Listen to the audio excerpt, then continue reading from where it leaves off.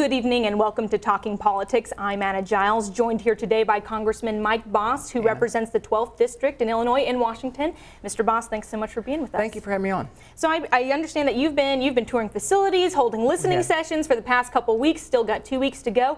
When you head back to Washington, what would you say are some of the top issues that you've learned about here that you're going to take action on there? Naturally, the thing as we're moving forward are the concerns that we've had in the north with the steel issue, the loss of the 2,000 jobs there. So a topic that's been on a lot of minds of people here in Southern Illinois, all over Illinois, is the budget cuts, the state budget cuts. They are hitting many state agencies. Do you think this is the right direction for Illinois to go? The state of Illinois has been in a situation for 12 years that has been headed off the edge of a cliff. There has to be some wise reductions that must occur.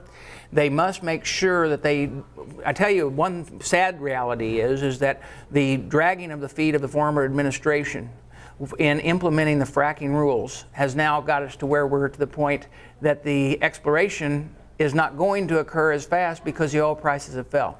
That could have been a real issue, and it could have been a real help and a boost of our economy and a boost to the state of Illinois had it been done faster. And now I want to move you to another issue that also grabbed headlines for a while, the scandal with Aaron Schock and the spending. I mean, that all started with pictures of his office and then, you know, campaign flights that he used all came into question. Do you think that scandal hurts the Republican Party in Illinois? You know, you want to make sure that you're clean, above board, and show everything. Anytime something like that comes up, it doesn't just hurt the Republican Party, it hurts everybody. And everybody will tongue-in-cheek go, well, it's Illinois. No, that's wrong. And I don't know what all's going on with Aaron. He and I have been friends for years. I hope that things come out just fine for him. I don't know what all's going to be going on as far as the investigation. Now, many lawmakers, including yourself, did have campaign money that did come from Mr. Schock's super PAC. There are a few Democratic groups that are calling on, you know, any sort of politicians, lawmakers to give that money back. Right. No, it wasn't. It wasn't given like dirty money, okay? And if you look at the reports and everything like that, whatever he has and the amount that he's given to any of us, there was some of it was given before, some of it was given after.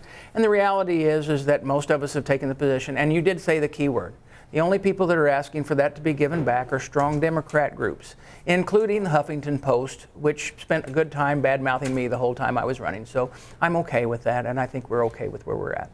And now I want to move you to another issue that I find specifically interesting is the nuclear negotiations with Iran that President Obama is carrying out. Now, not just him, but many European allies as well. Very fascinating. They've come to a deal now where Iran will scale back its nuclear program in exchange for easing of sanctions, you know, from the United States and European Union. Now, there are some Republican lawmakers that say Congress should have a final say over this deal. It needs to be put to a vote. Do you agree with that? I do. And the reason I do is because whether you want to call it a treaty or not, it is a treaty. And if we are going to enter into a treaty as a nation, it is Congress that has the ability for final approval. And I do believe that we should be part of it. We should watch it very, very closely because they haven't exactly been forthright with everything we've put on them so far.